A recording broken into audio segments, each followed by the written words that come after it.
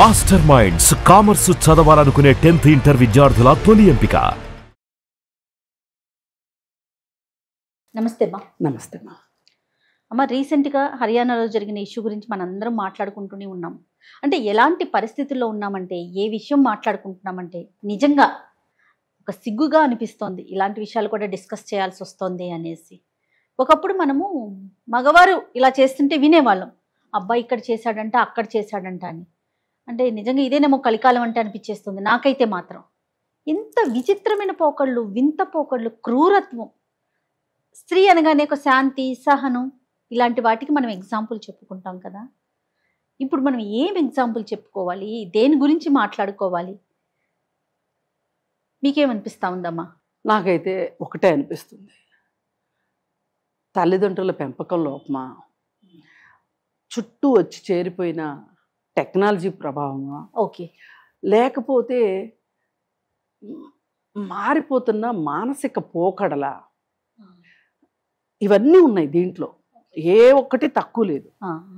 ఇప్పుడు తల్లిదండ్రులకి పిల్లలు పెంచేప్పుడు, అది అబ్బాయి కానివ్వండి, అమ్మాయి కానివ్వండి, ఏమాత్రం 25 ఏళ్ళు వచ్చే వరకు వాళ్ళ అమ్మాయి మనస్తత్వం ఏంటో వాళ్ళు కనిపెట్టలేకపోయి ఉండుంటారంటారా?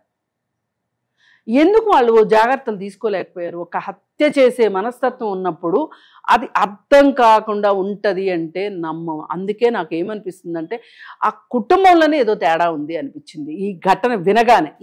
ఇప్పుడు ఏ మొండితనము, పెంకితనం అనుకుంటే అది వేరు. ఒక మనిషినే మీరు అన్నట్లు ఎంత క్రూరత్వం కావాలి. మొండితనము, పెంకితనము మితిమీరితే జరిగేది ఇదే. దాని పర్యవసానమే. నాకు ఏం కావాలనుకుంటున్నాను, అది ఏం చేసైనా నేను సాధించుకోవాలి అనే ఒక తెంపరితనం ఉంది చూసారా? అది నేను కొంచెం ఎక్కువ బాగుండాలి అనుకోవడం తప్పులేదు, కానీ రెండో వాళ్ళు చచ్చిపోవాలి అనుకోవడం ఎంత అన్యాయం కదా. ఇప్పుడు మీకు నాకు ఏదైనా ఒక విషయం వాటాలు వేయాల్సి వచ్చింది అనుకోండి, నాకు 60, మీకు 40, ఓకే. లేదు నేను కొంచెం బలాఢ్యురాల్ని, నేను కొంచెం తిమ్మిని బమ్మిని చేయగలను అంటే నాకు 70, మీకు 30.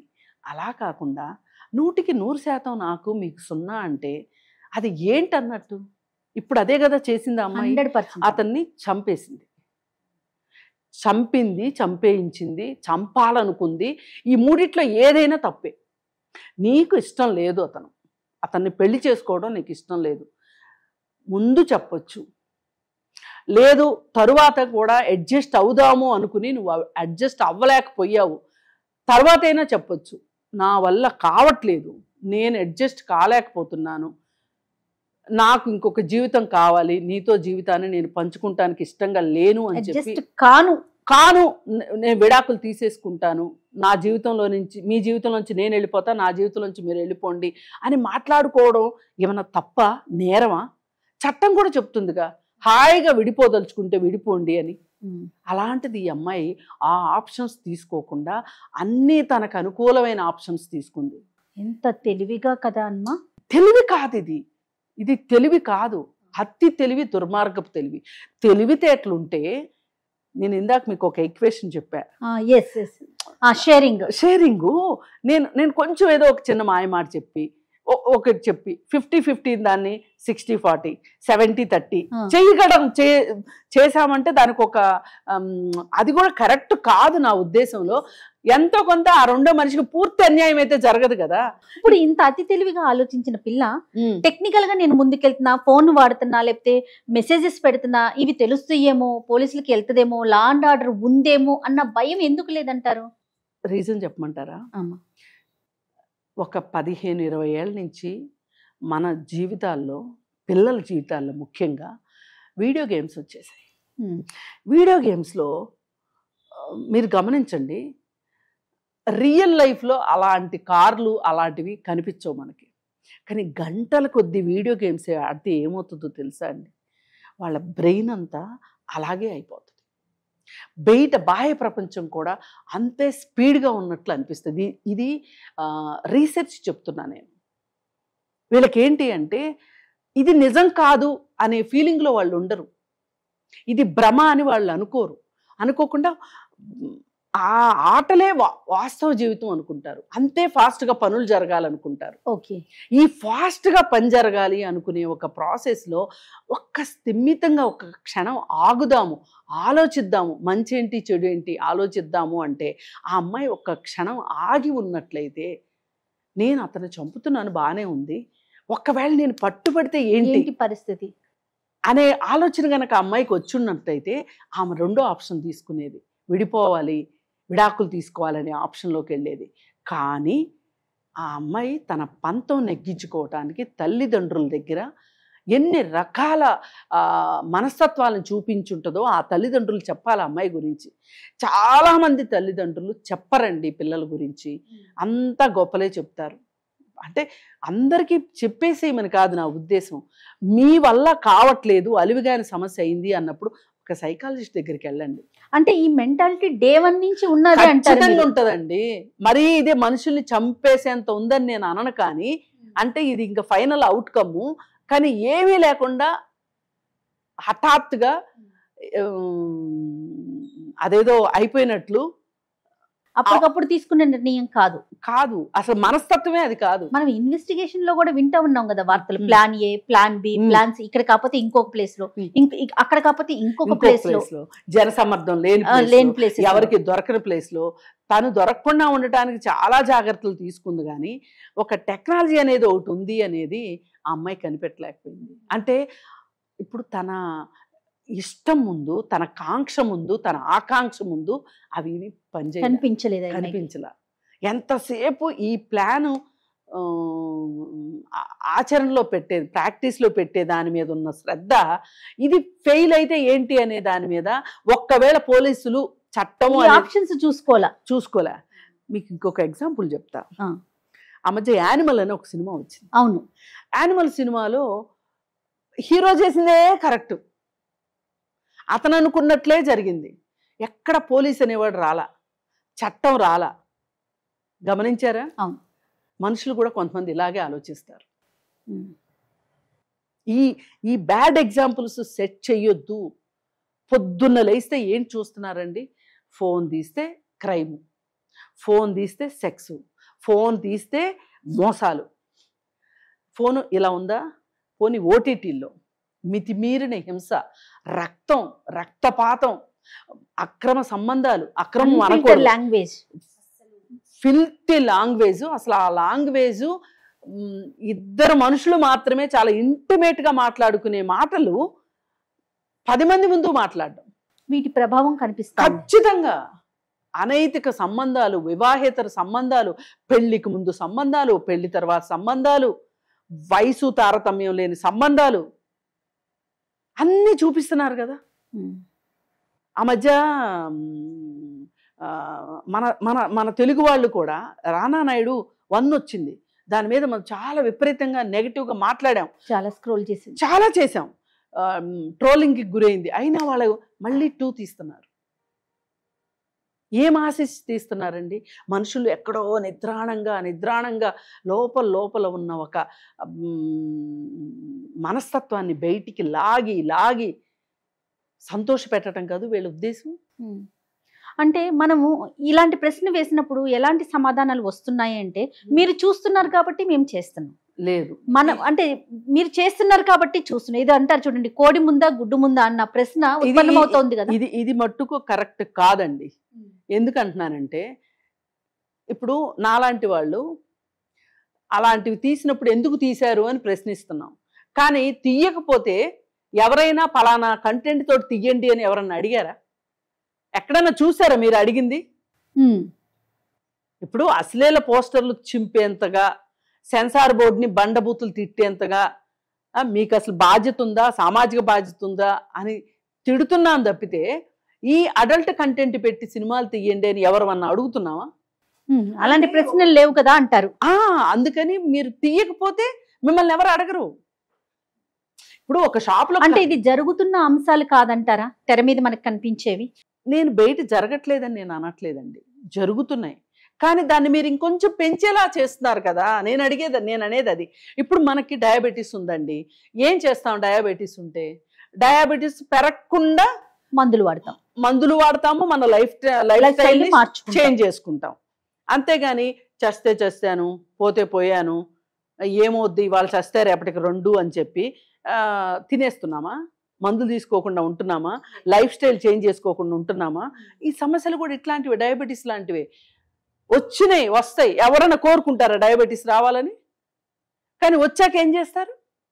దానికి మందు అనేది వేసుకుంటాం, మార్పులు చేసుకుంటాం. ఇప్పుడు వేడి జరగట్లేదా, మేమే నేర్పిస్తున్నామా వీళ్ళకి వింటున్నాం. కానీ అర్థం కావాల్సింది ఏంటంటే, ఎక్కడో అహ్మదాబాద్లో జరిగింది హైదరాబాద్లో తెలియాలని లేదు, హైదరాబాద్లో జరిగింది అహ్మదాబాద్లో తెలియాలని లేదు. కానీ ఈ ఓటీటీల్లో వచ్చేస్తున్నందువల్ల ప్రతి ఇంట్లోకి, నట్టింట్లోకి, అరచేతిలోకి వచ్చేస్తుంది. దాన్ని 10 మంది చూస్తున్నారు. అది ప్రాబ్లం. ఇప్పుడు నేను ఓటీటీలను ఎందుకు ఇంతగా ప్రశ్నిస్తున్నానంటే, అసలు సెన్సార్ ఉన్న సినిమాలే అధ్వానంగా వస్తున్నాయి. ఓటీటీలకి సెన్సార్ కూడా లేదు. ఓటీటీలకి సెన్సార్ పెట్టండి అని అడిగితే ఒక సదరు మంత్రి గారు ఏం సెలవిచ్చారంటే, స్వీయ నియంత్రణ ఉండాలి, జడ్జి గారు స్వీయ నియంత్రణ ఉండాలి అన్నారు. ఆ స్వీయ నియంత్రణ ఎవరికి ఉండాలో కూడా చెప్పలే. అంటే చూసే వాళ్ళకు ఉండాలా స్వీయ నియంత్రణ, తీసే వాళ్ళకు ఉండాలా? ఇప్పుడు ఒకప్పుడు మనం సినిమాకి వెళ్తేనే అశ్లీలం చూసేవాళ్ళం. ఇప్పుడు ఇంట్లోకే వచ్చేసింది, డిష్లు అన్నీ వచ్చేసేసి ఏ ఛానల్కి వెళ్తే ఆ సినిమాలన్నీ వచ్చేస్తున్నాయి. ఇప్పుడు మామూలుగా అంతకుముందు ఏంటి, మైనర్లని సినిమాకి తీసుకురావద్దు అని చెప్పి ఆ యూ సర్టిఫికెట్ ఏదో ఉంటే టిక్కెట్లు అమ్మేవాళ్ళు కాదు. టిక్కెట్ ఒక్కడ పొరపాటున కొన్నా థియేటర్ లోపలికి రానిచ్చేవాళ్ళు కాదు వాళ్ళని. ఇప్పుడు ఈ ఓటీటీలు వచ్చేసాక ఆ రూల్ బ్రేక్ అయిపోయింది. మీరు గమనించండి, అది ఇంట్లోనే చూసేస్తున్నారు కదా. వీటి ప్రభావం బాగా ఉంది అంటారు. వీటి ప్రభావం ఇవాళ నేర మనస్తత్వం, నేర స్వభావం పెరగటానికి వీటి పాత్ర ఇవి పోషిస్తున్నాయి. సోనాలి మనస్తత్వం అంటే మీరు ఏం చెప్తారు? క్రూయల్ మెంటాలిటీతోనే పెరిగింది అంటారా? ఖచ్చితంగా. ఒక్క రాత్రికి రాత్రి పుట్టుకొచ్చే మనస్తత్వం కాదు ఇది. చిన్నప్పటి నుంచి అధికంగా ముద్దు చేయడము, డబ్బుంది కదా అని చెప్పి డబ్బులో పెంచటము, ఆడింది ఆట పాడింది పాట చెయ్యడము, ఇవన్నీ చేసేసేసి, అంటే వేసుకుంటానన్న బట్టలు వేసుకొని ఇచ్చి, తింటానని తిని, చదువుతానని చదువు అన్నీ చేయనిచ్చేసేసి పెళ్లి దగ్గరకు వచ్చేసరికి మాకిష్టమైన అబ్బాయినే చేసుకోవాలి అంటారు.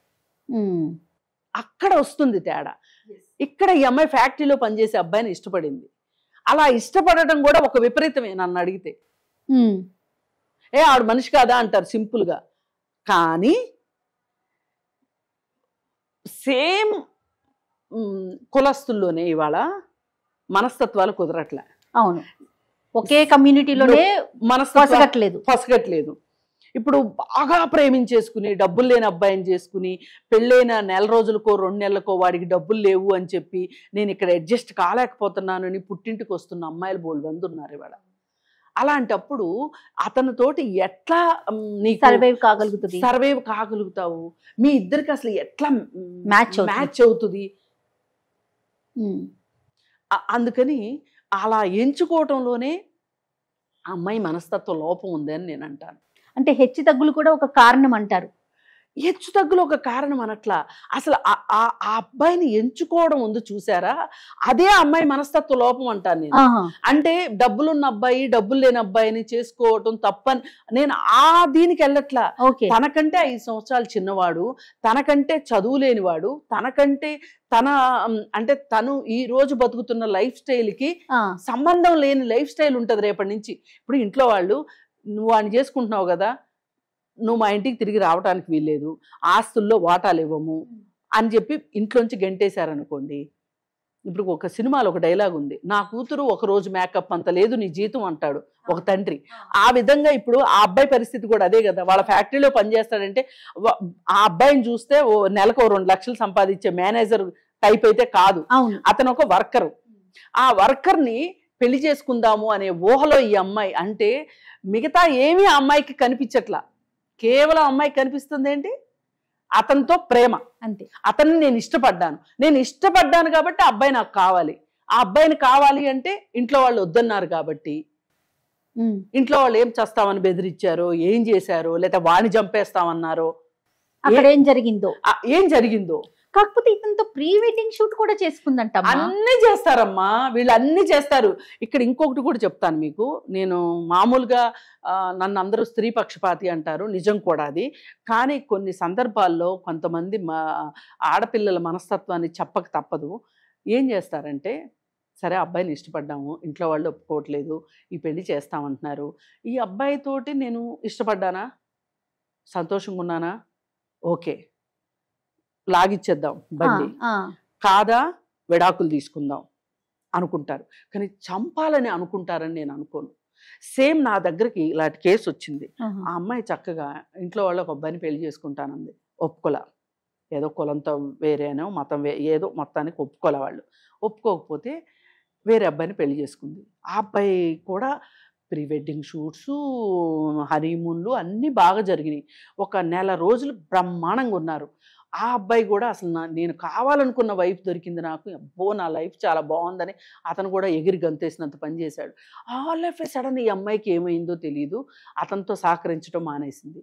ఇతను నాకు వద్దు అనడం మొదలెట్టి చివరికి నాన్ కోఆపరేషన్ తోటి ఎంతమంది చెప్పినా వినుకోకుండా చివరికి విడాకుల వరకు వ్యవహారం తీసుకెళ్ళింది. విడాకులు తీసుకున్న తర్వాత ఈ విడాకుల లోపు ఇంట్లో వాళ్ళు వద్దు వద్దు అంటే ఈ వ్యవహారం చెప్పింది. మరి ఆ అబ్బాయిని చేసుకుంటా అంటే మీరు వద్దన్నారు, ఇతన్ని చేసుకుంటే నేను అడ్జస్ట్ అవుతాను అనుకున్నాను, కానీ నేను అడ్జస్ట్ కాలేదు, కాబట్టి మీరు విడాకులు ఇస్తే నేను మళ్ళీ అతన్ని పెళ్లి చేసుకుంటాను, మీరు సహకరిస్తే సరే, లేకపోతే నేను ఏదో ఒక రోజు ఇంట్లోంచి వెళ్ళిపోతాను, లేదంటే చచ్చిపోతాను. చచ్చినట్టు విడాకులు తీసుకుని ఆ విడాకులు అయిపోయిన నెల రోజుల తర్వాత అబ్బాయికి ఇచ్చి పెళ్లి చేశారు. ఇప్పుడు అమ్మాయి బ్రహ్మాండంగా ఉంది. నాకు ఇప్పుడు ఆ స్టోరీ చూసా, అప్పుడు నేనేమనుకున్నానో తెలుసా, ఆ అబ్బాయి జీవితం బలి చేసింది కదా ఈ అమ్మాయి పెళ్లి పేరుతోటి, ఆ అబ్బాయికి మళ్ళీ ఇంకో పెళ్ళి, వాళ్ళ మగపిల్లలకు పెళ్ళిళ్ళు అవ్వటం చాలా కష్టంగా ఉంది అని బాధపడ్డా నేను. కానీ ఈ స్టోరీ విన్నాక నాకేమనిపించిందో తెలుసా, కనీసం చంపకుండా వదిలేసింది. అట్లాగా ఆలోచించాల్సి వస్తుంది నిజంగా. ఆ తల్లిదండ్రులకి ఎంత కడుపుకోతండి. ఇప్పుడు ఈ మొత్తం స్టోరీలో మనం ఒళ్ళు గొగిరిపుచ్చే విషయం ఏంటంటే, ఆ తల్లిదండ్రులు ఏం చూసుకుని సంతోషంగా ఉంటారు. ఆ అబ్బాయి తల్లిదండ్రులు, రఘువంశీ తల్లిదండ్రులు, అవును, ఎంత నరకం అండి వాళ్ళకి. పెట్టుకుని ఉంటారు. పెళ్లి చేశారు, సంతోషంగా పిల్లలు వస్తారు, చాలా ఊహించుకుంటారు కదా. మానవ జీవితమే ఇంత, రాబోయేదాన్ని అదే కదా మన ముందుకు నడిపించేది. మరి ఈ పరిస్థితుల్లో ఈ అమ్మాయి ఇలా జరిగింది అని తెలియగానే ఆ తల్లిదండ్రులు అన్న మాట ఏంటంటే, మా అమ్మాయి అమాయకురాలు, మా అమ్మాయి అమాయకురాలు. అవును. వాళ్ళ బ్రదర్ ఏమన్నాడు, నా చెల్లి భయాందోళనలో ఉంది అన్నాడు.